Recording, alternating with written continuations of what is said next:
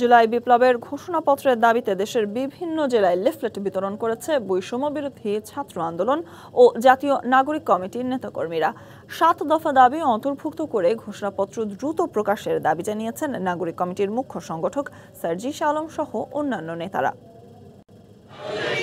শুক্রবার সকালে ভোলা সদর উপজেলার বাংলা স্কুল মোড় থেকে লিফলেট বিতরণে যোগ দেন জাতীয় নাগরিক কমিটির মুখ্য সংগঠক সার্জিস আলম। তার সাথে অংশ নেন শত শত শিক্ষার্থী জনতা। এ সময় জুলাই শহীদদের রাষ্ট্রীয় স্বীকৃতি, আহতদের সরকারি খরচের চিকিৎসা, আওয়ামী খুনি ও দোসরদের বিচার সহ ৭ দফা দাবি সম্বলিত জুলাই ঘোষণাপত্র ঘোষণায় ১৫ দিনের সময়সীমা বেঁধে দেওয়া হয়।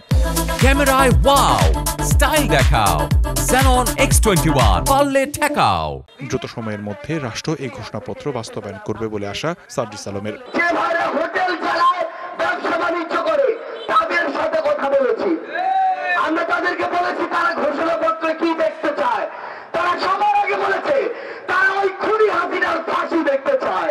এই বৈষম্য বাংলাদেশ থেকে দূর করতে হবে। সিরাজগঞ্জে লিফলেট বিতরণ করেন বৈষম্য বিরোধী ছাত্র আন্দোলন ও জাতীয় নাগরিক কমিটির নেতাকর্মীরা। এ সময় বক্তারা বলেন, আন্দোলনের দাল্লিক প্রমাণ হিসেবে এই ঘোষণাপত্র জরুরি। আমরা মানুষের কাছে ব্যাপক সাড়া পাচ্ছি, সবাই এই সমর্থন করছে যে জুলাই ঘোষণাপত্রটা দরকার। এই ইতিহাসের বৈষম্য বিরোধী ছাত্র আন্দোলন যে আন্দোলনটা করেছে সেটার দালিলির রূপ হিসেবে ইতিহাসে থাকাটা জরুরি বলে সবাই মনে করছে। এদিকে জুলাইয়ের প্রেরণা দিতে হবে ঘোষণা, এই স্লোগানে জুলাই ঘোষণাপত্র প্রকাশের দাবিতে লিফলেট বিতরণ হয়েছে ঝালকাঠিতেও। লিখন কান্তি ভৌমিক, ডিবিসি নিউজ ডেস্ক।